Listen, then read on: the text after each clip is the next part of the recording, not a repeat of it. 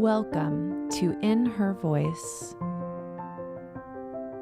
My name is Kelly Covert, and I am passionate about helping women live authentically by listening to their inner voice. Get ready to be inspired by women of all walks of life that have set aside their should-bes and not good enoughs and are standing in their true voice, the voice of wisdom that each and every one of us has inside. Hey there, you are listening to episode 34 of In Her Voice. My name is Kelly Covert, and I am an inner voice coach, and I am so excited that you decided to press play and listen to this episode. You are going to be so glad that you did. Today, I have Michelle Duncan-Wilson on the show, and she is going to be digging into the concept of healing ourselves through soul work. Michelle Duncan-Wilson is the founder of Soul Work for Moms, the podcast with a mission to help women grow personally and spiritually through mothering. Michelle has 3 children, ages 17, 8, and 3, and she lives with her husband in Cincinnati, Ohio. And I want to say to all of you that are listening, this episode is not just for moms. This is for every single woman who has ever felt pain in her life.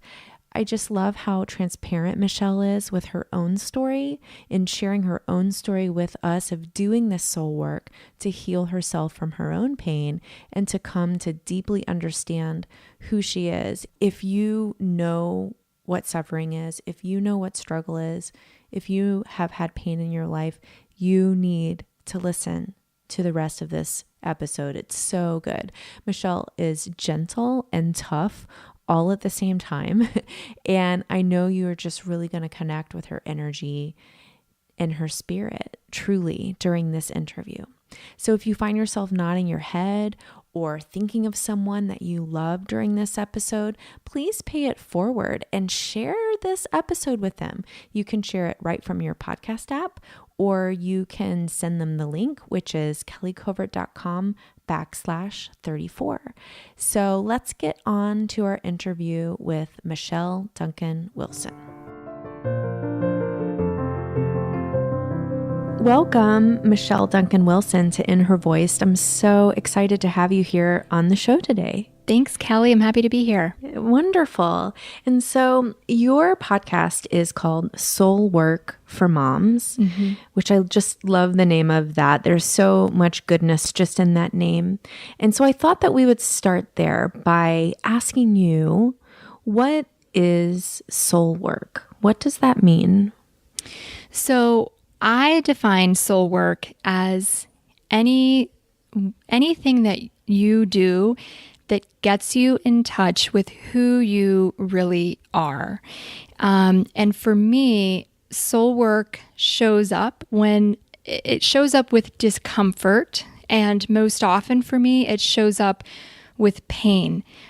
Just like when we get these physical sensations that either, we are tired and we have to go to sleep, or even that we have to go to the bathroom.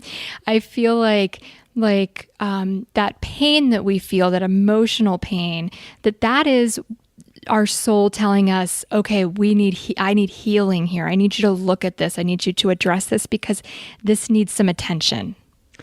Right. And I think that's so important to bring attention to that, because I think sometimes we feel it. Obviously we feel it, but then what do we do about it? Right? Yeah. We get stuck in the feeling of it, but then we just choose to not pay attention to it, or choose to ignore that, or think about other things, focus on other things. Yeah, because it's painful. And it's kind of like when you're brushing your child's hair, mamas with kids who have long hair, you know that you can't get the tangles out without going through at least some sort of discomfort. And you can get detanglers and you can do, this and that, but you're going to have to just go through it, and that's how I like to describe it to people. Oh, that's a really good descriptor. Although I have 2 boys with short hair, and it makes me glad I don't have to deal with that. Well, I mean, I guess that's another option. You could just cut the hair off, but sorry, no hair allowed. Right. Well, so I wanted to give you some time today to really share with us your story of healing. You talk about healing, and that's really sort of the theme of our show today, is this idea of healing ourselves through our soul work, through the things that our soul is telling us. So how did your soul work begin, and what has your journey through that been? Yeah. So I would say that the big rock area of soul work that has shown up for me in my life has been through my experience of mothering. And I had my first child when I was 18. I became pregnant with her when I was 17. So my whole adult life, I've been a mother. And as one could imagine, having a daughter as a teen brings up unique challenges. But really, I didn't address those. I didn't even know that they were there. I just, at the time, knew that being a mom felt really hard, and I just had to push through because I had this mama bear instinct to just take care of my child and to do whatever it was that I needed to do. So fast forward 9 years, I went through a divorce and got remarried. And so my husband and I, we wanted to have more children. And I just felt really strongly that I wanted to be a stay-at-home mom. That's a whole other episode in and of itself. But it was when I had my second child, and I was doing it in air quotes the right way, which I don't agree with that at all now. But in my mind, I thought, I'm going to do this. I had to work and have my child in daycare from sun up to sundown. I'm going to be a stay-at-home mom. And that experience, I think because I had everything that I thought that I needed the first time, I had money to pay the bills. I had the time to spend with my child. So I was expecting it to just be easy and feel nothing but love. And that was not the case for me. It triggered so much pain. It was almost unbearable. It felt like every day I was getting bombarded with pain from everything, from my identity to not working, my child's cries, to even my daughter growing up and, being 9 and being a preteen and dealing with it. It just felt like everywhere I turned, there was so much pain. And my first thought was, well, I'm just going to go back to work. I wasn't meant to be a stay-at-home mom. And so I started to do that a little bit. And I quickly realized that's not it either, because that pain wasn't going away. And I've always been into meditation, self-help. If I'm going to read a book, there's a good chance that it's going to be, some sort of nonfiction self-help book over anything else. So I've always been dabbling in those areas, but there was something instinctually in me saying, you have got to get through this. And so what I did was I took each little painful area in my life and I focused on it and I worked on it. And so what I say is that I pushed through it instead of coming up to a painful wall and seeing the wall, bumping up against it and turning around and going back the other way, or continuing unhealthy behaviors, like whether it was eating away the pain or other things that I was doing. I chose to finally go through the pain so that I could come out on the other side of it and see what life had on the other side. And I spent a good couple of intense years doing that, seeing therapists for different things, taking different courses, reading different books. And I don't think that the soul work journey is going to ever be over, but I do know that I'm in a place now that through listening to that intuition and getting connected to who I feel I truly am, I feel like I'm thriving now. And I'm so thankful for my role as a mother now, whereas before, to be honest, I really resented it.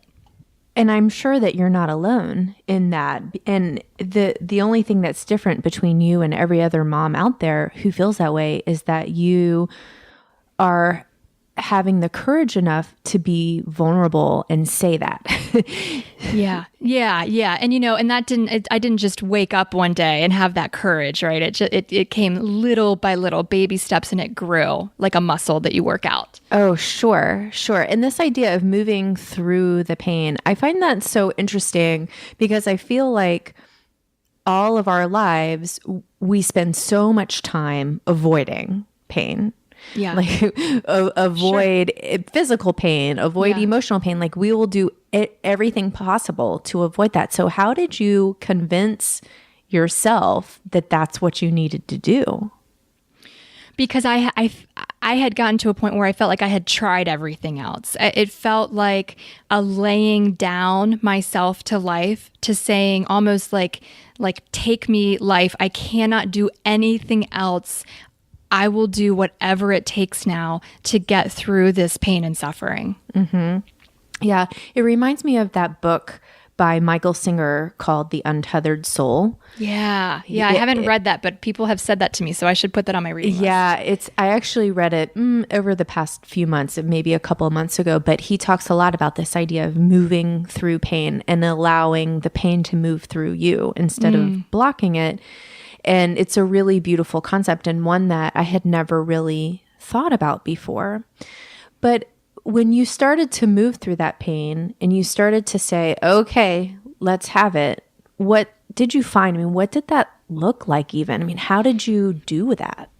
Okay, so I can't off the top of my head think of the order that I went in, and that would be a good activity for me to do. But one of the things that was causing me pain was that I was addicted to the idea of who my daughter was going to be and how did that look, how did that reflect on my mothering, on my parenting. Ooh. And right? Yeah. And I can remember so vividly being pregnant with her, being 17, and I was eating lunch, I think at like a Bob Evans with my then boyfriend. And this classroom came in, they were on a field trip and they had, it was all these little cute, I don't know if they were preschoolers, kindergartners, these cute little kids. And I saw this little girl and she was wearing a cute little dress and her hair was pulled in pigtails and they were braided. And I saw her and I said to my boyfriend, I said, that's what my daughter's going to be like. That's what that's what our daughter's going to be like. And I can look back now and say like, oh, you were so young and I don't want to use the word naive, but innocent to think that you had that much control over who your daughter was going to be. But that's where I was. And so, of course, what did I get? I got a girl who growing up, she was the biggest tomboy in the world. She wouldn't let me touch her hair. I could not braid it. And that part didn't cause me pain, but you get these ideas of who your child's going to be. And then when they don't turn out to, and they're very subconscious, it's very low under the radar. And when she wasn't becoming that, I thought that I was suffering. And so I recognized that. And I first just started reading about that. And then I started taking some courses with people. And then I started meditating on that. And I just basically gobbled up every single thing I could on that topic. I saw coaches about it. And then another area that, just for the sake of privacy for my relationship, I don't want to go into details, but my husband and I were going through some stuff that I feel like I could have just kind of let lay and we would have been fine. We would have had a great relationship. But there was something in me that thought, no, this could be better. There could be more here. And he, even at the time, didn't really want to participate in that with me. It was too much for him to look at that part of our relationship. And I did it alone. And so I'll say to anyone listening, for those kinds of relationships, even just one person working on that, it's enough, because it was my soul that I'm trying to get connected with. And that was enough. And when we're doing that kind of work, we show up in the world in a different way. Yes, I feel like we show up alive and we then clear out all of the junk so that life can actually start flowing through us more. So you talk a lot about healing. And that's one of the things that attracted me to you when I first met you through a group that we were in together, and then I listened to some of your podcasts and I looked at your website, this overarching through line of healing and this idea of healing ourselves. Can you talk about what that word means to you? Yeah. So I don't have a specific definition. I've honestly never even thought too much specifically about that, but instinctually, what comes to me is healing comes when it doesn't hurt anymore. The same way that when you fall and you scrape your knee, it hurts to touch, and then you get a scab, and sometimes the scab is itchy, and then eventually the scab falls off, and then you don't even remember that you even had a wound there. Or maybe there's a scar there because it was a really deep wound, and you'll always see the scar, but it doesn't hurt you anymore. And so the healing, I think, is when something that used to cause you pain, you one day realize, oh, that doesn't cause me pain anymore. And I'm actually thankful that I went through that because I feel stronger than I even did before. Yeah, that's such a good definition. And then going into this idea of pain, I think that's something that I would really like to talk about with you, because I don't know if everyone thinks of their suffering or thinks of their struggle as pain. Yeah, well, that is actually one of it's a good part of the foundation of what it is that I do, because I see that pain is actually a personalized tool for my own transformation. I think that the pain is there for us, and that it's not something, oh, woe is me, why is this happening to me? I really believe that, if a book could fall out of the sky and land at your feet saying this is what you need to work on, that I think that that's what the pain is. It's your guide. Ooh, that is juicy. I like that so much. So whenever we have that inner struggle or that feeling of this doesn't feel right, or why is my life happening like this? Another word for that is pain. Sure. Or another word for that is suffering. And that is always pointing us exactly where we need to go. Yes. To the exact point where we need to do the work. Yes, because it's begging for action. It's begging for action in some sort of way. So let's take an example. If you hate your job, if you hate it, that is a tool for your transformation in some way. Now, only you can figure out what that is. And I'm not advocating to say just end pain and that will guide you through your life. That doesn't mean quit your job because you had pain. It means that life is saying that you need to take a different path in some way. You have to magnify over that pain. What is it? In the example of a job, maybe it's that you need to follow a different path. It could be that you need better relationship skills. It could be that you need to learn how to stand up for yourself and maybe talk to a boss that isn't giving you, a fair shake. There are millions of examples of what that could be. But that, I believe, that's a tool for your transformation so that you can step into your wholeness. Yeah. Well, and you know what I love about that is that it's really self-healing. So we're not waiting for our circumstances to change in order for things to be better. We're not waiting for someone to give us something in order to feel better. We're really becoming empowered and saying, my life can be the life that I want it to be, and I can heal myself through this pain. Yeah, because that's the only way it can happen. No one else can do it for you or guide you through life. You have to hear the call. The call is always there, but you have to, when you hear it, be willing to say, okay, yes, I accept that, and I'm willing to put the energy towards that. Mm-hmm. Do you find in your work with moms that some people aren't ready to do the work?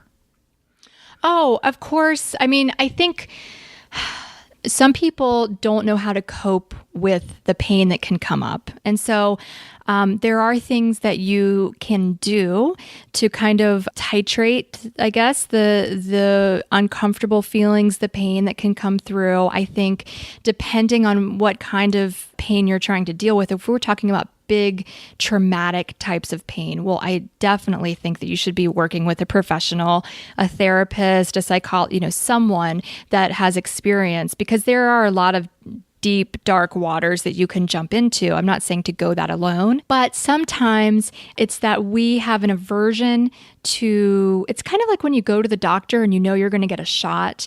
And some people, they think about it so much about how painful it's going to be. They get themselves so worked up that they just, the walk from the car to the doctor's office is even worse than the pain of the shot. Right. And so I do think that if you are feeling like you probably would be one of those people, well, then let's go after maybe some of the small wins first and not just jump into, I don't know, some of the bigger things that you probably could imagine, but just start with something small, something actually that, I don't know if this was small, but one of the things that really caused me a lot of pain was my child's yells and screams, his tantrums. This was my second child. And my daughter really didn't tantrum. Of course, she cried and had her moments. But my second son, middle child, man, could he really throw a fit. And there was something about that really, when he would scream and cry and rage, it triggered me. It caused me fear and anxiety and pain.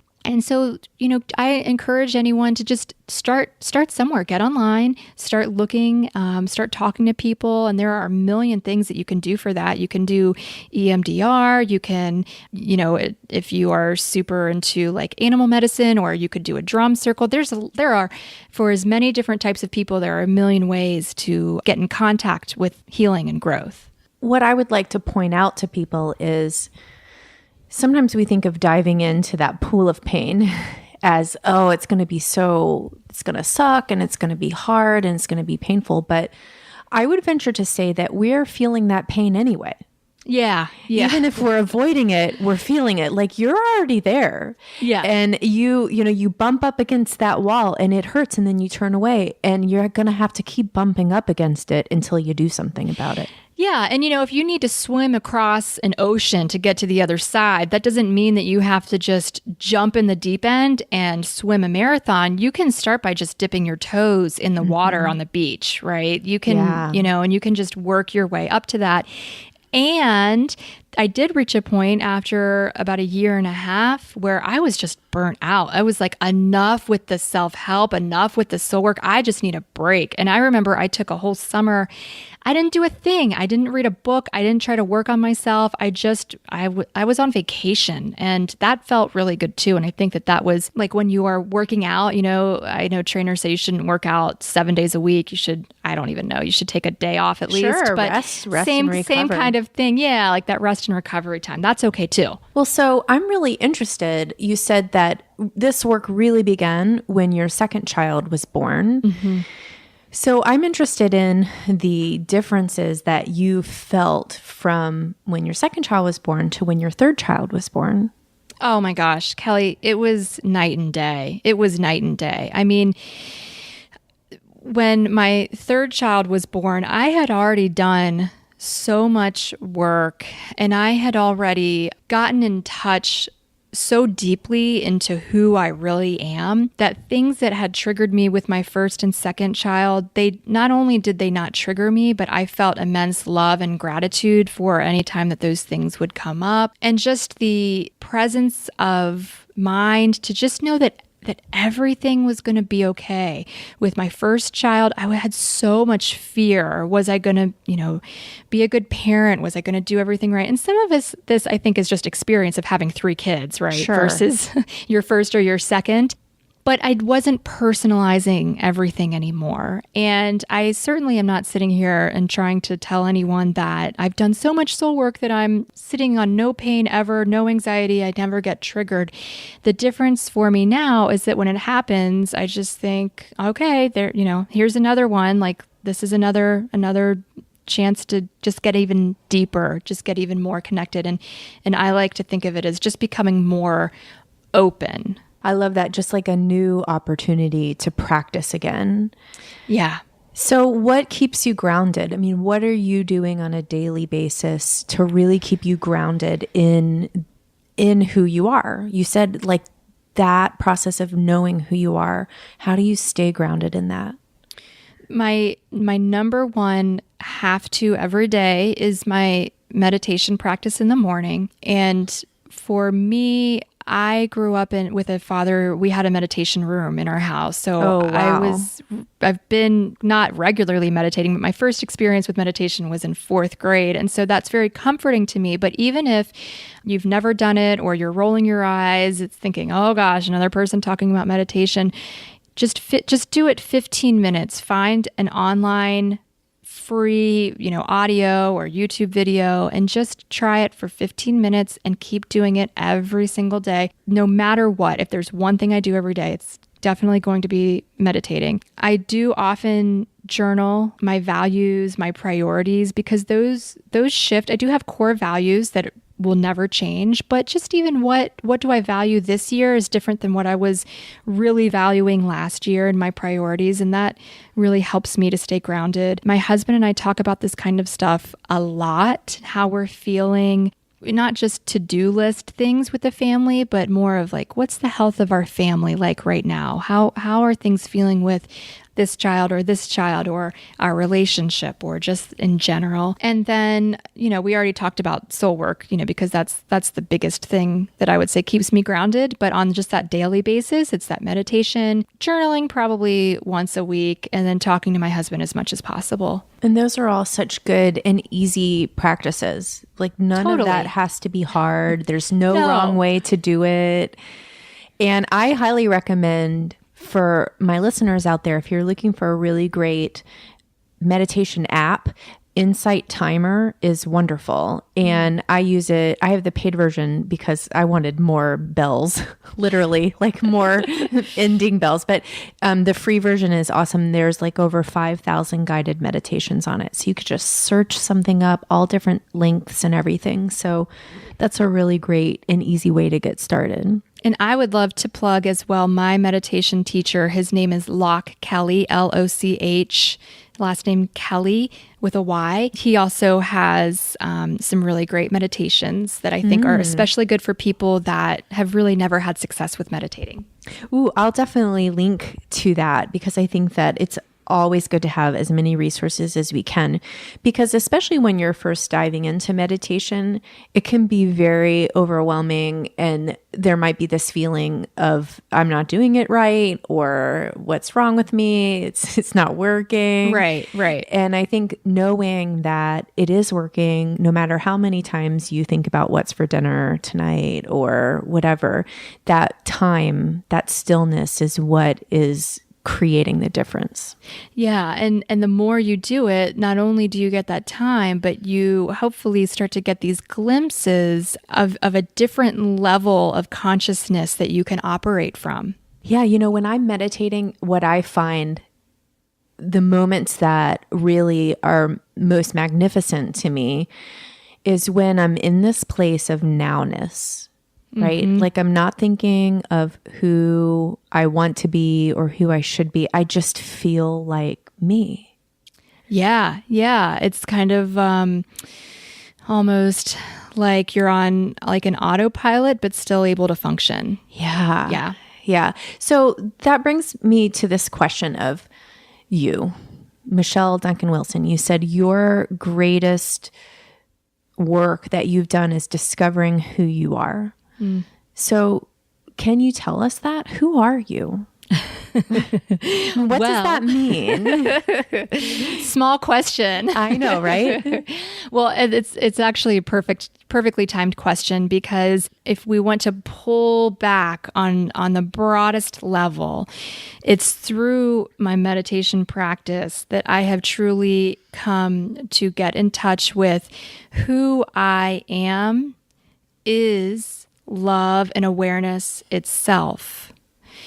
And that is my daily goal, is to, as often as I can, be operating my life from that space, from the space of love itself as love. So that is the biggest, broadest version of who I am.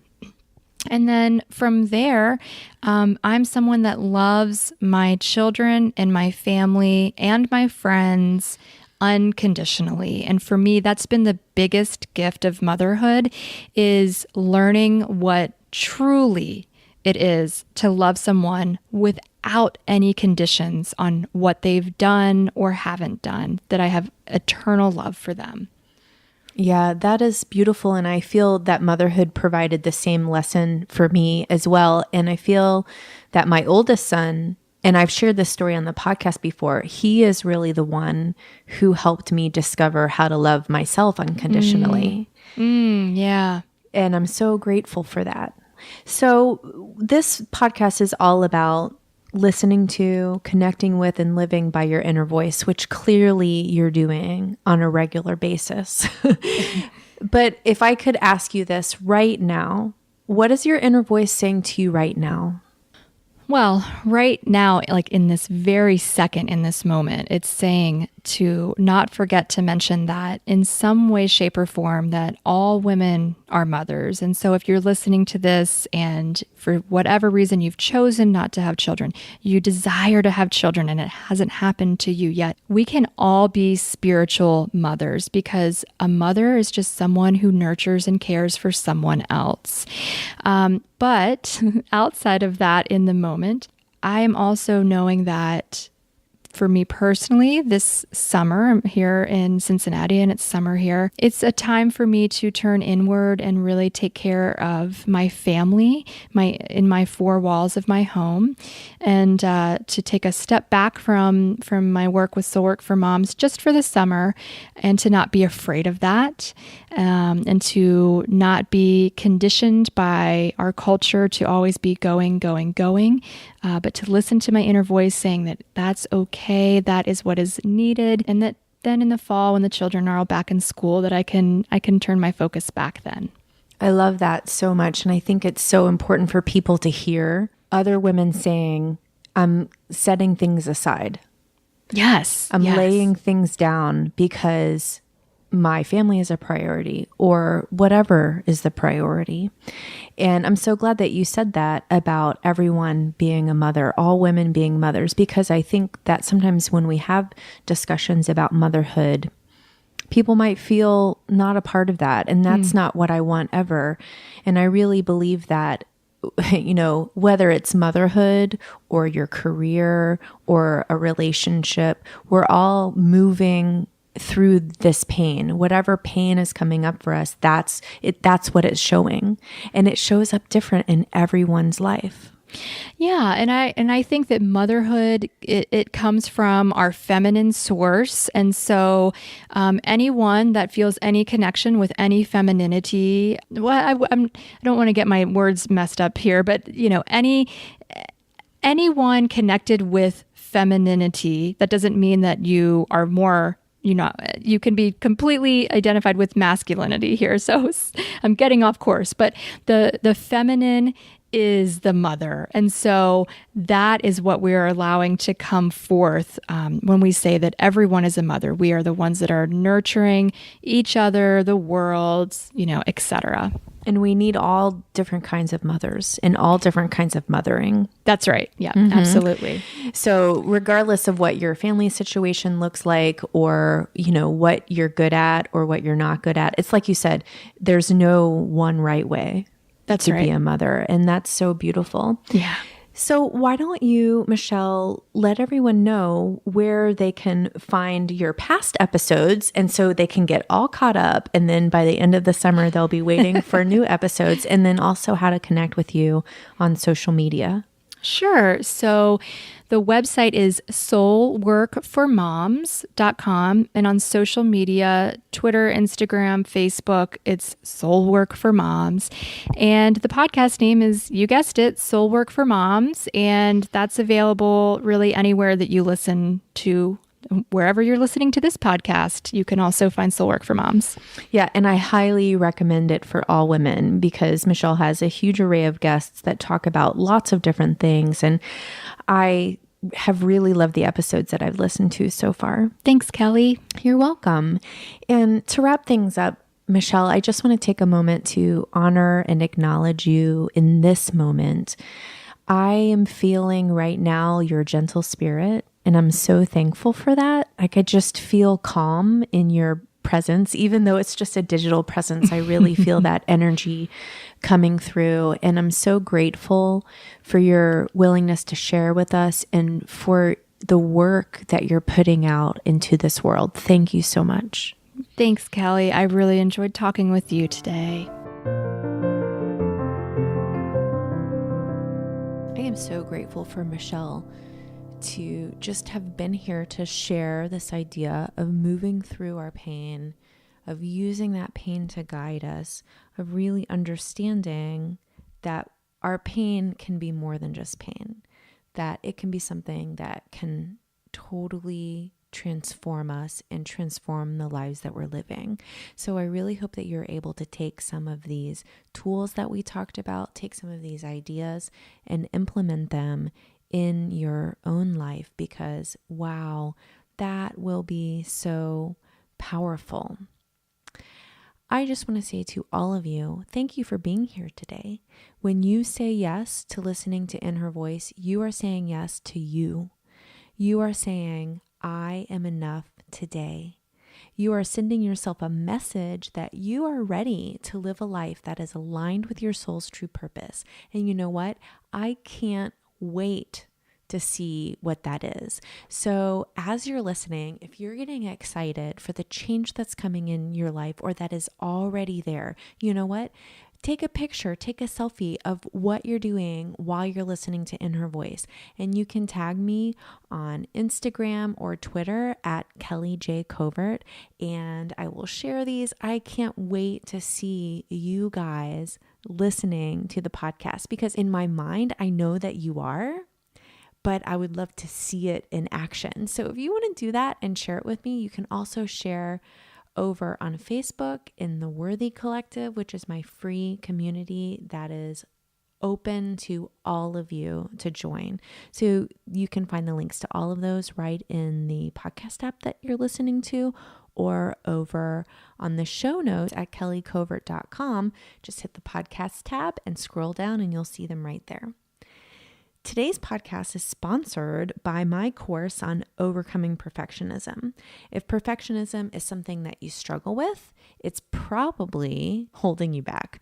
I created the self-study course to really help you understand the root of your perfectionism, and then I've given you ways to work through it and move into a place where you are loving yourself fully and standing in your worthiness every single day. This is a video and journal-based course, and you can get started the minute you purchase it. It will come to your email, and also you'll get a web link for it. So if this sounds like something that you're really needing in your life, I want you to go check it out over at kellycovert.com/perfectionism. And again, the link is right in your podcast app if you just click on the information button for this episode. So you can go right there from wherever you're listening. As always, I want to remind you that you, yes, you matter. Your voice is so important, and we need you showing up in the world. We need you listening and connecting and living by your inner voice, not by anybody else's, but by yours, because your inner voice knows what you need. It knows what is the next step. It knows what you want your life to be and what you can be. Remember always, you are worthy.